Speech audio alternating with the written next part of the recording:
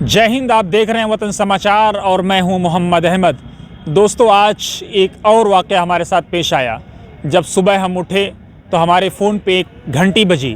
हमने उठाया तो उन्होंने पहला सवाल उधर से सलाम कलाम के बग़ैर उन्होंने पूछा कि क्या आपने चार्ज ले लिया है।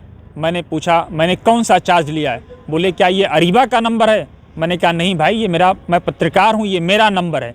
तो आप सोचिए कि आज लोग, ओखला के लोग कितने लालाई थे। उन्होंने कहा कि मुझे अपनी गली साफ़ करवानी थी, मुझे अपना इलाका साफ़ करवाना था, मुझे अपनी गली की फ़िक्र है, गली गंदी है, मैं चाहता हूं कि मेरी गली साफ़ हो जाए, इसलिए मैंने आपको कॉल किया है। मैंने कहा, मैं ज़रूर आपका ये मैसेज अरीबा तक पहुंचाने की कोशिश करूंगा।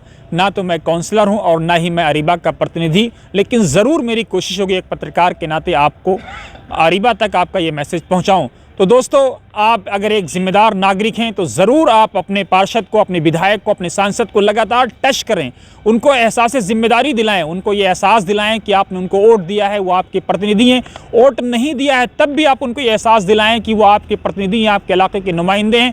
तो जी हाँ, अरीबा ने अभी तक काम करना शुरू कर दिया है, गरचे उन्होंने अभी तक अपना चार्ज नहीं लिया है। आज उन्होंने एन ब्लॉक की सफाई की और आप देख सकते हैं कि किस तरह से गली, जो अरीबा के ऑफिस की तरफ से, अरीबा के सपोर्टर्स की तरफ से जो डिजिटल मीडिया पर मैसेज डाला गया है, डिजिटल प्लेटफॉर्म पे मैसेज डाला गया, उसमें ये दिखाने का प्रयास हो रहा है अरीबा के लोगों की तरफ से कि किस तरह से पूरी इलाके की जो गंदगी थी, 5 साल से ये गलियाँ एन ब्लॉक की टूटी हुई, बिखरी हुई, कचड़ों की ढेर पर पड़ी हुई थी, लेकिन उसके बावजूद अब अच्छे दिन लोगों के आने शुरू हो गए हैं और अरीबा ने सफाई का काम, साफ़ सुथराई का काम शुरू कर दिया है।